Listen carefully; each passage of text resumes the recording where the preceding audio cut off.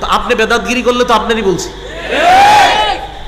এক আজীব মস্তিষ্ক সভা, বুঝছেন? দেখবেন চায়ের দোকানে গিয়ে দেখেন বলতেছে, হুজুর এটা নিশ্চিত আমারে কইছে। জি ভাই, বেদাতগিরি আপনি করলে আপনারই বলছি।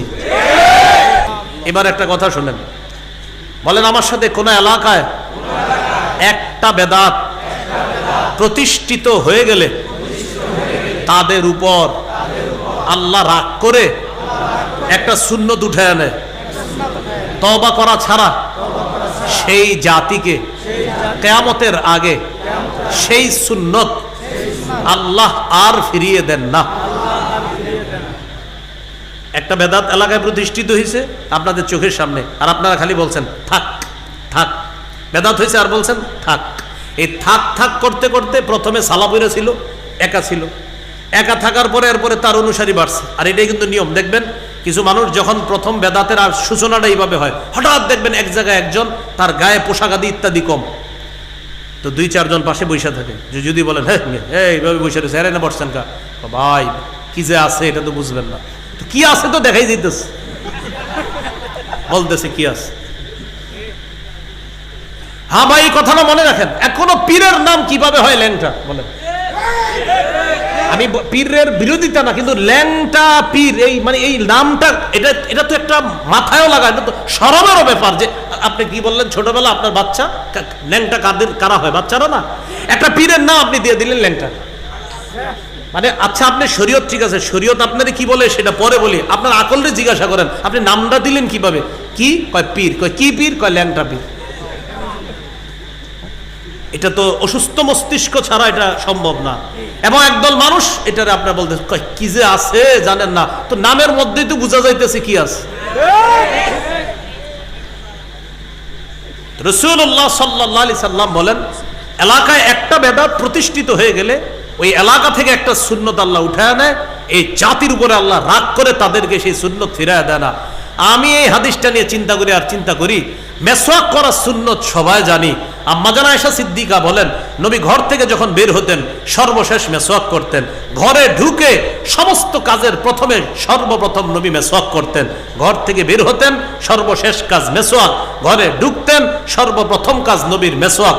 নবীজি বলেন, জিবরিল আমিন আমাকে এত বেশি মেসওয়াক করতে বলছে, আমি টেনশনে পড়ে গেলাম, না জানি আমার দাঁতগুলো ভেঙে ফেলতে হয় মেসওয়াক করতে করতে, এত বেশি মেসওয়াক করতাম।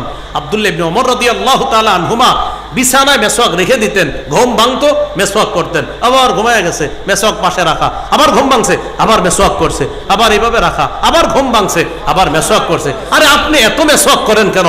কয় হাবিবের হাদিস থেকে বুঝছি মেসওয়াকের গুরুত্ব কত।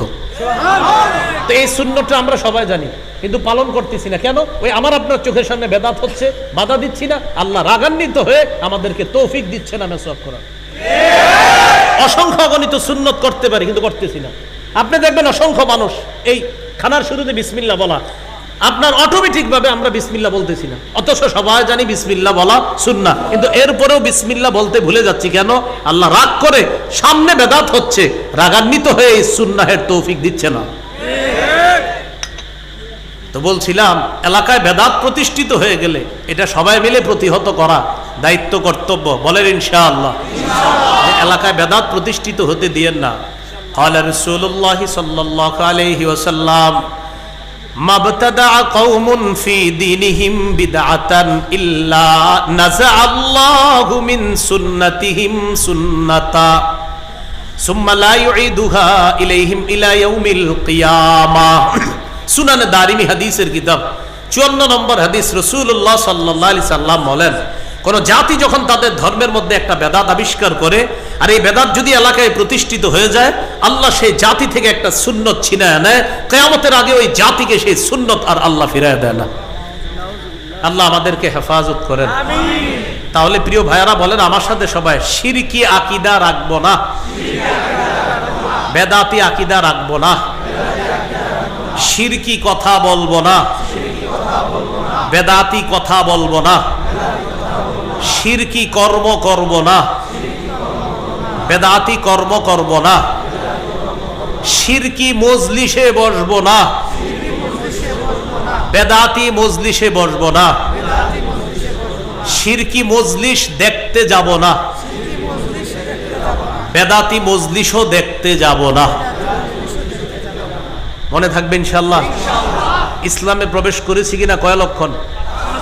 1 নম্বর আত্মসমর্পণ, 2 নম্বর ইখলাস, 3 নম্বর বিশুদ্ধ আকীদা, আকীদায় বেদাত থাকা যাবে না, শিরিক থাকা যাবে না। 4 নম্বর উত্তম চরিত্র, এটা জরুরি বিষয়। উত্তম চরিত্র এটা মসজিদের সামনের কাতারেই বোঝা যায় উত্তম চরিত্রের বিষয়টা। কোথায়? মসজিদের সামনের কাতারে। সামনের কাতার যাও যাও। তা আপনি পিছে যাওয়াটা তো এইভাবে বলতে পারেন, তুমি একটু পিছনে যাও। তা আপনি এমন ভাবে বলছেন এই ছেলেটারে বয়স 10-12 বছর, তো হয়তো দৌড় দিয়ে সামনের কাতারে চলে গেছে। তো ঠিক আছে, মুরব্বী বলছে এইভাবে, তো বলতে পারতেন বাবা তুমি পিছনে যাও আর একজন বড় মানুষ সামনে দাও। এই ছেলেটা আপনারা আগামী 10 দিন সালাম দিবে। আর ওই যে যখন এইভাবে বললেন যাও যাও যাও পিছনে যাও, আগামী 10 দিন তো সালাম দিবেই না। ওর আম্মারে গিয়ে বলবে আম্মা এই মসজিদে আর যাবো না। এই জন্য আপনার আখলাকটা মসজিদ থেকে আপনি দেখান না। এরপরে মসজিদে খুতবা চলতেছে, মাশাআল্লাহ, খতিব সাহেব ভাষণ দিয়ে খুতবা দিতেছে, মুসল্লিরা একদম মনোযোগ সহকারে খুতবা শুনতেছে। ইতিমধ্যে এলাকার এক হোমলা চোমলা নেতা আইসা সবার ঘাট ডিঙায় সামনে যাইতেছে। এটা কোন ধরনের আখলাক দেখাইলেন আপনি? হ্যাঁ, এটা তো আপনি আখলাক দেখাইলেন, সুন্দর হলো না বিষয়টা? তো এই বিষয়গুলো বাংলাদেশে না থাকলেও পৃথিবীতে আছে। বাংলাদেশে আছে বলেই তো আমি বলছি। তো এই হলো আপনার আখলাক, এই বিষয়টা ঠিক রাখা।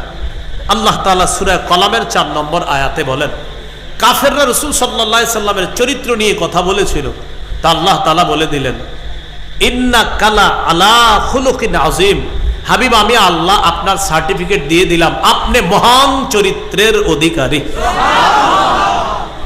আনাস ইবনে মালিক রাদিয়াল্লাহু তাআলা আনহু বলেন, খাদামতু রাসূলুল্লাহি সাল্লাল্লাহু আলাইহি সাল্লাম 10 সিনিন। আমি 10 বছর রাসূলুল্লাহ সাল্লাল্লাহু আলাইহি সাল্লামের খেদমত করলাম। কোনোদিন বলেননি কেন এটা করেছো, কোনোদিন বলেননি কেন এটা করনি। 10 বছরে কোনোদিন বলেননি এটা কেন করেছো, এটা কেন করো নাই। 10 বছরও এমনটা বলেননি। যদিও এটা বলা নাজায়েজ না, তুমি কেন করেছো বলা জায়েজ আছে, তুমি এটা কেন করো নাই এটা বলা জায়েজ আছে, কিন্তু নবী কখনো এটা বলেন নাই। এই জন্য ঘরের কর্মচারী, মসজিদে মুসল্লি ইত্যাদি বিভিন্ন সময় আমাদের সুন্দর আখলাক মানুষের সামনে দেখাতে হবে। এজন্য ছোট থেকে ছোট নেকির কাজ এটাও ছাড়া যাবে না। আপনি একজনকে চা পান করাইতেছেন, এই চা পান করানোর সময় তার সামনে বসলেন, আর চা পান করানোর সময় আপনার চেহারাটা একটু হাস্যোজ্জ্বল রাখলেন, সুন্দর একটা অবয়ব আপনি প্রকাশ করলেন, আর বুঝাইলেন তাকে আপনি অনেক মহব্বত করতেছেন।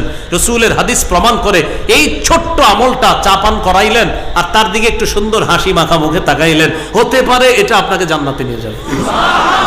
আমি আপনাদের এলাকা দিয়ে গাড়ি দিয়ে যাইতেছি, এলাকার 2-3 জন চিনে ফেললেন, চিনে ফেলে আমার গাড়ির পাশ থেকে বললেন আসসালামু আলাইকুম হুজুর, ভালো আছেন? তো আমি গাড়ির ভিতর থেকে শুধু হাসি মুখে বললাম জি। এবার একটু হাসি মুখে আপনাদের শুধু মাথাটা নাড়াইলাম। রাসূলুল্লাহ সাল্লাল্লাহু আলাইহি সাল্লাম বলেন, লা তাহকিরান্না মিনাল মা'রুফি শাই। তোমরা তুচ্ছ কোনো ভালো কাজ, একদম ছোট একটা ভালো কাজ করলা, এই ভালো কাজটাকেও তোমরা তুচ্ছ মনে করবা না। লা তাহকিরান্না মিনাল মা'রুফি শাইআ। ছোট্ট একটা ভালো কাজকে তোমরা তুচ্ছ মনে করবা না। ওয়ালাউ আনতালকা আখাকা বিওয়াজহিন তালাক। তোমার ভাইয়ের দিকে হাসি মুখে তুমি তাকাইলা, এই যে একটা সুন্দর তুমি আখলাক তাকে দেখাইলা, এটাও তোমার নাজাতের কারণ হয়ে যেতে পারে। তাহলে আমি ইসলামে পরিপূর্ণ আসি কিনা, চতুর্থ আলামত কি? উত্তম চরিত্র। এটা সব জায়গায় আমার এই চরিত্রটা ফুটিয়ে তুলতে হবে।